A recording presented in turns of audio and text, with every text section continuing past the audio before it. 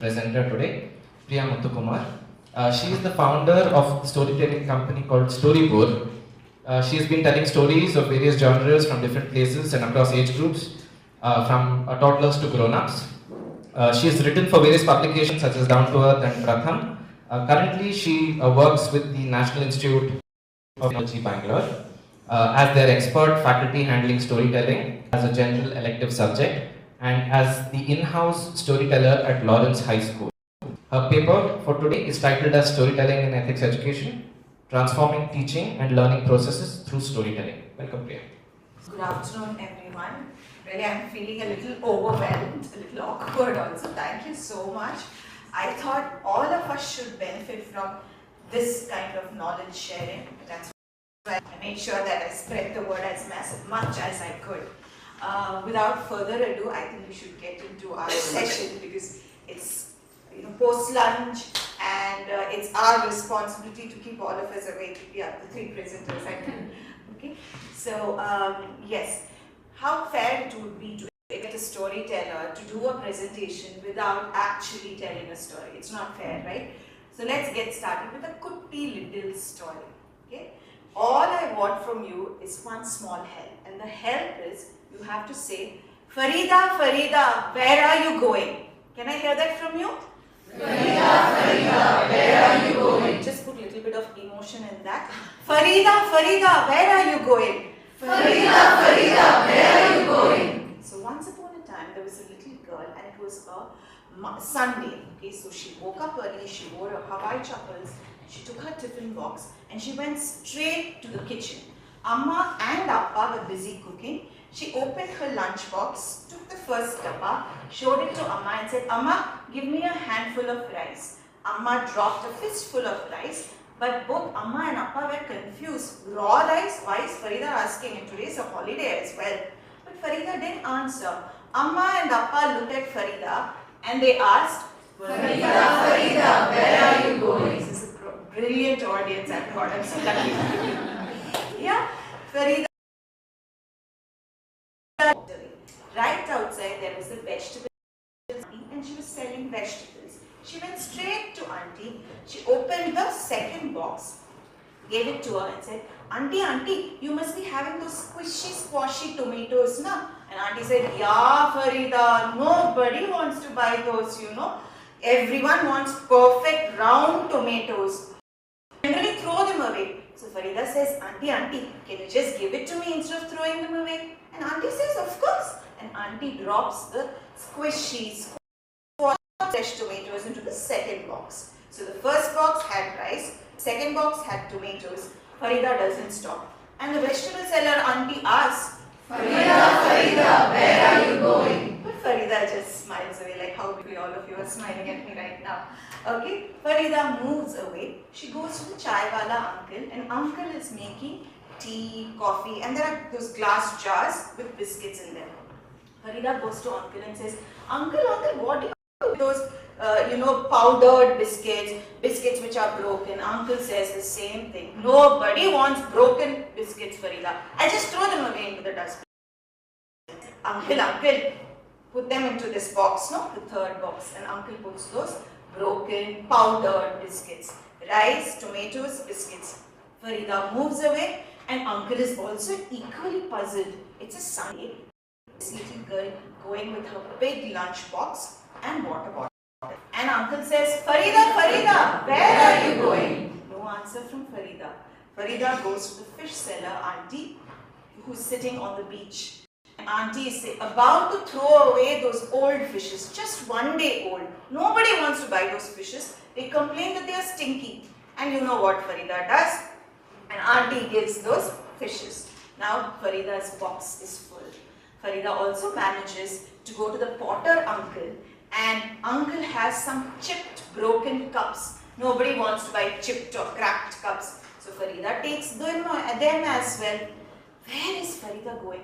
The entire community is confused and all of them ask, Farida, Farida, where are you going? I said all of them, only this side, this side. And all of them ask, Farida, Farida, where are you going? And you know what Farida did? She opened her tiffin box, she goes to one corner, she throws away those biscuits and the dogs come and eat those biscuits, and she throws away those fishes. The cats gladly come and eat those fishes, and then the tomatoes, she throws them right over there. The crows come and enjoy those tomatoes, and those small cups she had, she pours water into them and she leaves them by her side. All the animals have the food. Oh, we forgot the rice. She holds the rice in her palms and she shows like this. Sparrows come from all the directions and they enjoy the rice. Now the community understands that's where Farida was going. Where was Farida going? To do just this. Okay?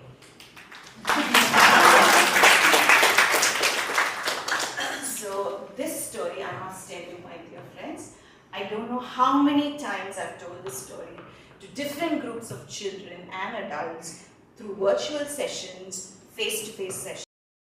It is published by Pratham Books. It's a beautiful story written by Megan Dobson and illustrated. Very simple story, but it highlights a beautiful virtue, a value, which is coexistence. And what you have, you share it with others, right? And to be very honest, the credit goes to the story. I've even received feedback from parents. They send photographs on WhatsApp saying, ma'am, you know, my daughter or my child has kept a bowl of water for the crows, you know. So the storytelling plays a very important role when it comes to value education, when it comes to ethics. So the stories are a powerful tool because they're loaded with emotions. Whenever there is relatability, there is an emotional connect. Whenever there's an emotional connect, children, parents, listeners, they start paying attention. And once someone focuses, then what happens is, it is whatever is conveyed is memorable and is impactful. So I'm sure many of you all must be recognizing. Yeah, I'm not using identifying because all of us must be knowing Pinocchio. We have lots of discussions about Pinocchio in the class. Why Pinocchio, if you don't know the story, Pinocchio is a character whose nose grows longer whenever he says lies. So the discussions which we have is, what would happen if that happened in our classroom? Whose nose would be the longest? You know, those are the kind of discussions. Also, is honesty still the best policy? And that, you know, opened a can of worms, I must say. Not exactly a can of worms, but that's how we all evolve and we have open-ended discussions. Just tell me a fact and I'll learn, tell me the truth and I'll believe, but tell me a story and it will live in my heart forever. How many of us remember the Pythagoras theorem? How many of us remember the angle abstract theorem? How many of us remember the stories which our Ajji, grandmother, Dadi, Nani have told us while feeding us? How many of us remember the stories which our mother, father, while putting us to bed have told us? How many of us remember the stories that you all listened to in your school assembly? I remember my mother superior. We used to stand under the scorching heat, and every time during the assembly session, we used to have a story. I remember the story, but I hated standing over there. But the story is very impressionable in my mind. Okay, so that's the power of story. Yes, and especially with the medical community, I am a little, you know, I'm mustering my guts and courage to talk about the science behind storytelling. Many of you all know, with respect to storytelling, what exactly happens. Neurotransmitters like oxytocin, cortisol, dopamine are released, which help you to focus, emotionally connect with the characters, empathize with the characters, and that's why the storytelling experience becomes much more impactful. And I also heard this morning that something called as mirroring happens, where between the storyteller and the listener, when the listener and the teller are on the same emotional wavelength. Yeah, history also says that how as and gatherers, we sat around fire and we told stories. There was so much of emotional bonding that happened, so much of sharing that happened, and storytelling is one of the oldest forms of communication, definitely one of the oldest form of education as well. And that is one of the reasons that the National Education Policy 2020 has kind of, with its objectives of having a holistic, a flexible and multidisciplinary approach, recommends storytelling as one of its innovative pedagogical tools. That is one of the reasons that why we have integrated storytelling into a subject or concept learning as well.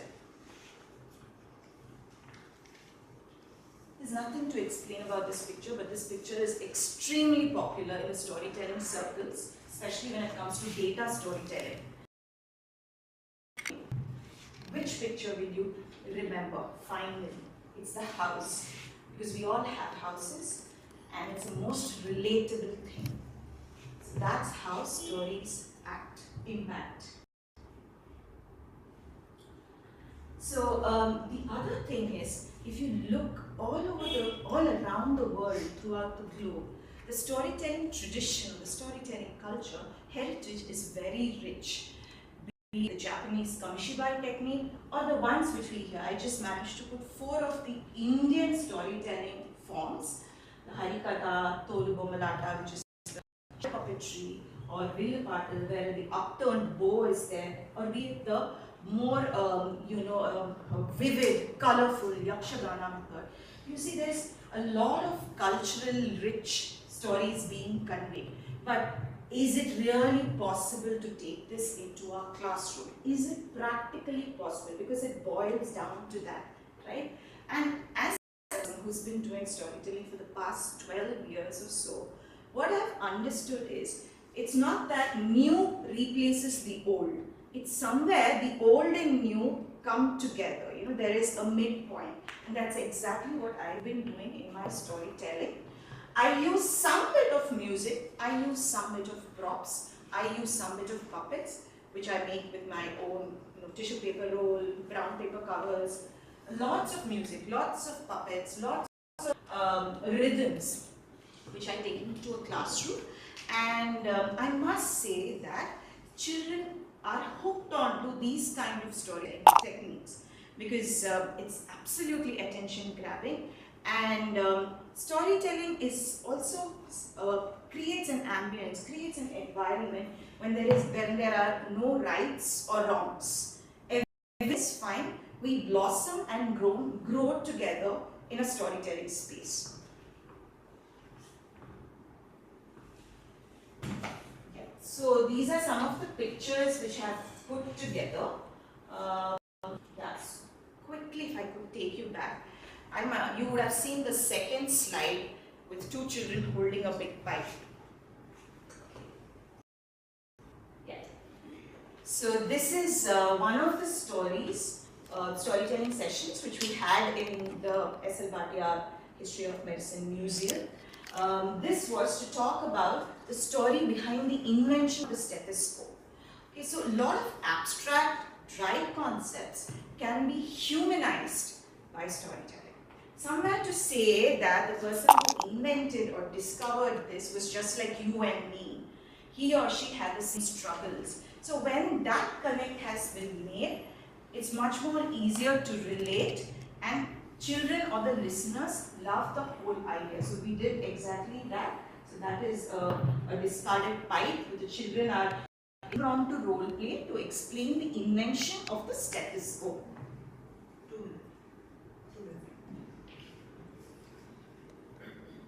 Stories as a safe space. So you can see that there's a lot of freedom and no rights or wrongs, no perfect, no imperfections, and then they make up their own stories. There's a lot of creative visualization. When creative visualization happens, a lot of other things surface, like for example, it could be domestic violence at home, it could be some kind of loneliness which a child is facing, it could be some kind of frustration. So everything comes out when the children draw pictures or illustrate as a follow-up activity of the story narrated.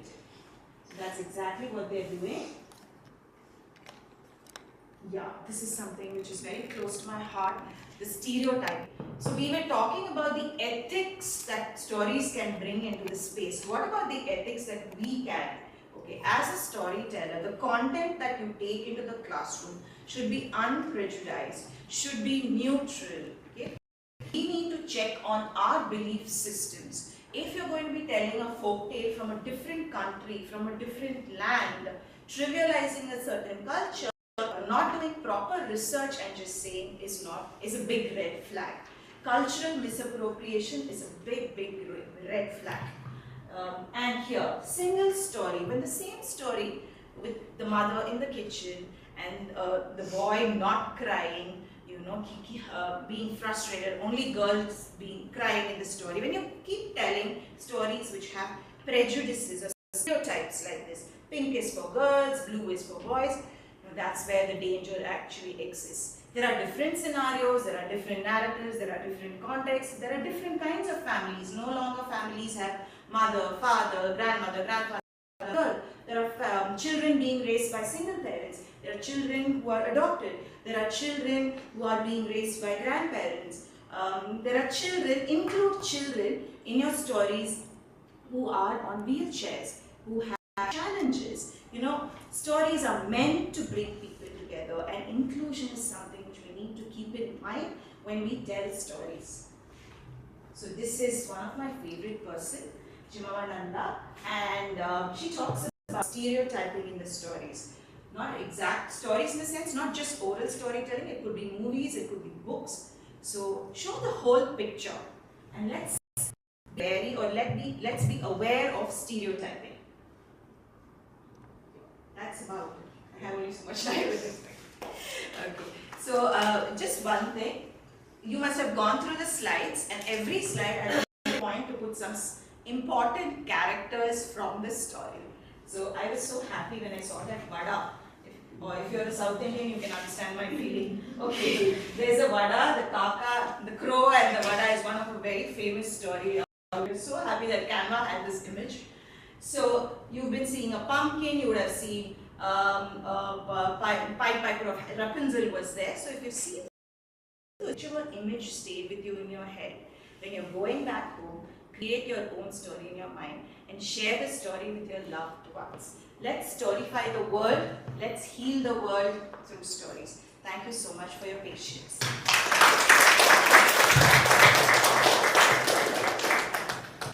Thank you very much, Priya, for that wonderful presentation.